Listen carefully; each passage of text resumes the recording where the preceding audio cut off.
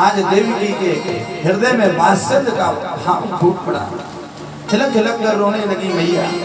भगवान ने कहा, माँ ये वियोग का समय था, अब संयोग का समय आया है, अब शोक ना करें। तुमने अपने जीवन में बड़ा दुख उठाया। इस प्रकार कहकर भगवान ने माँ का और पिताजी के चरणों में प्रणाम किया। समय बीतने लगा और एक दिन देवकी वसुदेव जी ने देखा कि हमारे दोनों बालक बड़े हो गए हैं, इनका जनेऊ संस्कार नहीं हुआ। तब अपने कुल गुरु गर्गाचार्य जी महाराज को बुलाकर जनेऊ संस्कार कराया और आज भगवान को शिक्षा अध्ययन करने के लिए उज्जैनी नगरी में मुनि सांदीपन मुनि के आश्रम में पहुंचा दिया। हम बड़े भाग्यशाली हैं कि कन्हैया हमारे राज्य में पढ़ने आए, मध्य प्रदेश में। उज्जैनी में सांदीपन मुनि के आश्रम में भगवान ने विद्या अध्ययन की और वहां उनका मिलाप हुआ उनके परम मित्र सुदामा जी से। सुदामा अत्यंत दीनहीन ब्राह्मण है, लेकिन सुदामा को कभी दरिद्र मानने की कोशिश मत करना। सुदामा दीनहीन हो सकता है, लेकिन सुदामा दरिद्र नहीं हो सकता। इसकी कथा भी कल आपको बताई। वहां भगवान ने 64 दिन में 64 विद्याओं को सीख लिया। एक दिन सांदीपन मुनि जब आकाश मार्ग से भगवान को विद्या अध्ययन करा रहे थे, योग अभ्यास करा रहे थे, उसी समय देवताओं ने आकर भगवान कृष्ण और बलदेव की स्तुति की। तब सांदीपन मुनि ने सोचा कि निश्चय ही ये परमात्मा है।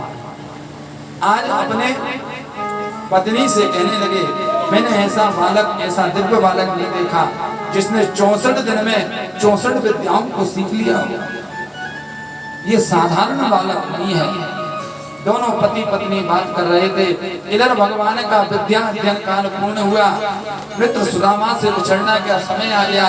भगवान ने कहा, मित्र जीवन में जब कभी जरूरत पड़ जाए तो निसंकोच मेरे घर के द्वार तेरे लिए खुले हैं, कभी इंतजार मत करना। और धन्य है सुदामा। आज भगवान जब विद्या अध्ययन पूर्ण हुआ, गुरुजी से कहा, गुरुजी हमें कुछ गुरु दक्षिणा का बताइए। गुरु दक्षिणा, गुरु दक्षिणा के दिए बिना गुरु के मंत्र के फल का प्रभाव नहीं होता। सांदीपन मुनि ने कहा, तेरे जैसे शिष्य पाकर मेरी गुरु दक्षिणा तो पूर्ण हो गई। संसार में जगत पिता का गुरु बनने का अवसर तुमने प्रदान किया है, लेकिन उनकी माँ जब थी गुरु माता भगवान की, उनके मन का भाव भगवान ने पढ़ लिया।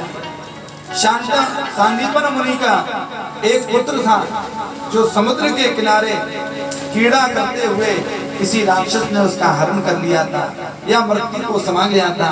आज माता ने कहा, बेटा यदि गुरु दक्षिणा में देना चाहते हो तो मेरे खोए हुए बालक को लौटा दो। भगवान ने कहा, मैया चिंता मत करो माँ, हे गुरु माता, हम अभी आपके बालक को लेके आते हैं। और भगवान आज समुद्र में गए। जाकर समुद्र से जैसे भगवान ने धनुष पर बाण चढ़ाकर समुद्र कांपता हुआ आया, उसी प्रकार भगवान कन्हैया ने धनुष पर बाण चढ़ाया, समुद्र कांपता हुआ आकर बोला, महाराज क्या गलती हो गई? भगवान ने कहा, तुमने हमारे गुरु भाई को छुपा रखा है, उसे हमें वापस ला कर दो, हमें गुरु दक्षिणा में उसे प्रदान करना है। समुद्र ने कहा, महाराज मैं तो ये नहीं करता, मैंने उसे नहीं चुराया। हाँ, मेरे समुद्र के किनारे पर गहरे पानी में एक शंखासुर नाम का राक्षस रहता है। वह यदा कदा बालकों की चोरी करता और उन्हें मार कर खा जाता है। आप चाहें तो वहां देख सकते हैं। भगवान वहां गए, उस शंखासुर राक्षस को मारा और उस शंख को भगवान ने पुनः धारण कर लिया अपने हाथों में। यह शंख पहले भगवान का पार्षद था। एक बार अपराध हो गया तो भगवान ने इसे त्याग दिया था। आज भगवान ने पुनः इसे अपना लिया। जब वहां भी बालक नहीं मिला तो भगवान संयमनीपुरी यमराज के भवन में पहुंच गए बलदेव जी के साथ। यमदूतों ने कहा, महाराज आप अंदर प्रवेश नहीं कर सकते, सशरीर कोई नहीं आ सकता, ये सृष्टि का विधान है। परंतु भगवान ने कहा, तुम जानते नहीं हम कौन है? सृष्टि बनाने वाले हमें, तो हमारे लिए कौन सा विधान चलेगा? आज गुरु के लिए हम अपने विधान को भी तोड़ देंगे। यह है गुरु की परिभाषा। भगवान ने जब ये कहा दूतों ने जाकर धर्मराज को बताया। धर्मराज जी आए, आकर कहा महाराज बालक तो मृत्यु को प्राप्त हो चुका है और वो यहाँ है। भगवान आज संयमनीपुरी से अपने गुरु भाई को लेकर आए और अपनी माता को सौंप दिया। गुरु माता ने आशीर्वाद दिया। भगवान अपने मित्र सुदामा से मिलकर पुनः अपने नगर को, मथुरा को वापस आए। बोलो वृंदावन में आदि लाल की। कुछ क्षण की कथा और है, इसके बाद में आरती का समय हो गया। इधर कंस की पत्नी का नाम है अस्ति और प्राप्ति, और इन दोनों के पिताजी कौन है? जरासंध। जरासंध को जब ये पता चला कि कृष्ण और बलराम ने मेरे दामाद को मार दिया है, तब 23 अक्षौणी सेना इकट्ठी की और मथुरा नगरी पर आक्रमण की तैयारी करने लगे। भगवान को पता चला, अक्रूर जी आदि बड़े चिंतित हुए। भगवान ने कहा चिंता मत करो। आज जरासंध 23 अक्षौणी सेना लेकर आया और आकर मथुरा नगरी पर आक्रमण कर दिया। कृष्ण और बलराम दोनों नगर से बाहर आए और जरासंध के साथ भीषण युद्ध हुआ। उस सारे युद्ध में भगवान ने सबको मार दिया। अब जरासंध और बलदेव जी का मल्ल युद्ध हुआ, और जैसे ही भगवान बलदेव जरासंध को मारने जाने लगे, कन्हैया ने इशारा किया इसे मारना मत। बलदेव जी ने कहा क्यों? अरे आज ही जाता ताई को मार देते हैं, कल का खटका मिट जाएगा। भगवान ने कहा इतने पापियों को कहाँ कहाँ ढूंढते फिरोगे, इसे छोड़ दो, जो सारे पापियों को इकट्ठा करके फिर लेकर आएगा तो अपन घर बैठे ही सबका काम तमाम कर देंगे। बोलो भक्तवत्सल भगवान, डीजल और पेट्रोल दोनों बच जाएगा। बोलो भक्तवत्सल भगवान की जय। इस प्रकार भगवान की अनन्यान्य लीलाओं को कर रहे हैं भगवान। आज जरासंध को छोड़ दिया और जरासंध ने 17 बार भगवान के मथुरा नगरी पर आक्रमण किया, और हर बार भगवान सारी सेना को मार देते और जरासंध को छोड़ देते। अब 18वीं बार जरासंध ने सोचा, किसी ने कहा कि तुमने पंडितों से मुहूर्त नहीं लिया सही, मुहूर्त लेके जाते तो हारते नहीं, बिगर मुहूर्त के निकल जाते हो हर बार हार जाते। तो जरासंध ने सारे पंडितों को बुलाया। मर्दानपुर से पंडित आए, खरवई से पंडित आए। बोलो भक्त। अरे पंडित यहाँ यही है तो कोई और किसका नाम है? पंडितों को बुलाया, मुहूर्त निकलवाया और कहा, पंडित भी बड़े खुशी खुशी पहुंचे कि राजा मुहूर्त निकलवा रहा है, दक्षिणा मिलेगी।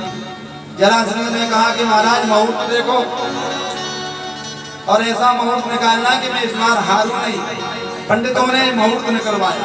अब जो विद्वान थे उन्होंने तो मुहूर्त निकाला, परंतु जो बेचारे कुछ कम शिक्षित थे वो भी दक्षिणा के चक्कर में पहुंच गए। और जो बड़े बड़ों ने मुहूर्त निकाला उन्होंने कहा हाँ महाराज ये मुहूर्त ठीक है, हमने भी यही निकाला, हाँ होने दो शुभारंभ। जरासंध ने कहा देखो पंडितों, जो मुहूर्त तुमने निकाला है मैं उसी मुहूर्त में जाऊंगा। सैनिकों से कहा जितने पंडित आए हैं सबको जेल में डाल, यदि मैं जीत के आया तो इतनी दक्षिणा दूंगा कि फिर दक्षिणा मांगना नहीं पड़ेगी, और यदि मैं हार गया तो यही साफ कर देना। बोलो भक्तवत्सल भगवान।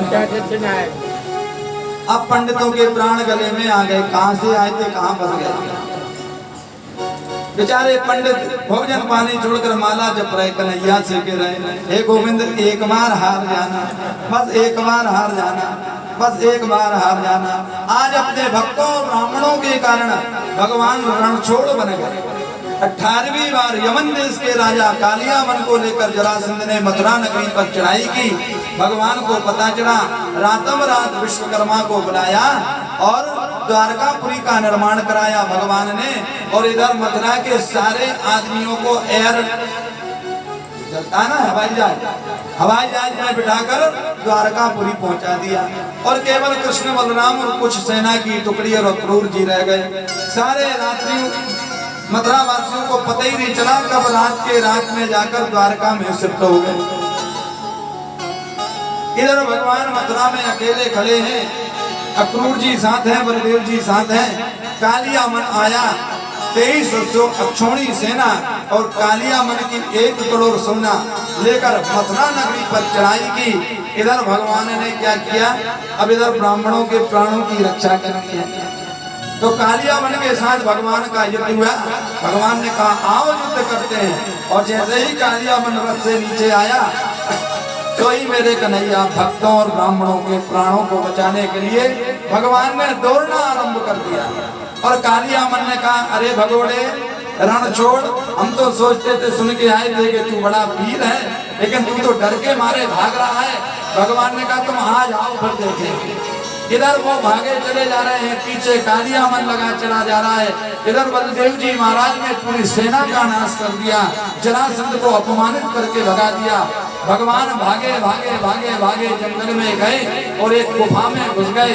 उस गुफा में राजा मुचकुंद सो रहे थे। भगवान ने जाकर अपना पीताम्बर उन्हें उड़ा दिया। कालिया मन पीछे से आया, सोचा कि ये यहाँ आकर डर के मारे छुप के सो गया है।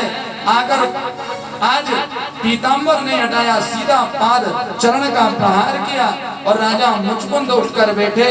और उन्हें ये वरदान मिला हुआ था कि जो तुम्हें निंद्रा से जगाएगा तुम्हारी दृष्टि पड़ते ही वह जलकर भस्म हो जाएगा। और भगवान ने कालिया मन का काम तमाम कर दिया। मेरे भक्त वत्सल भगवान। इधर भगवान भक्तों के कारण रणछोड़ बन गए। बोलिए रणछोड़ भगवान की जय। ऐसे कृपालु और दयालु है भगवान। हे जीवन तेरे हवाले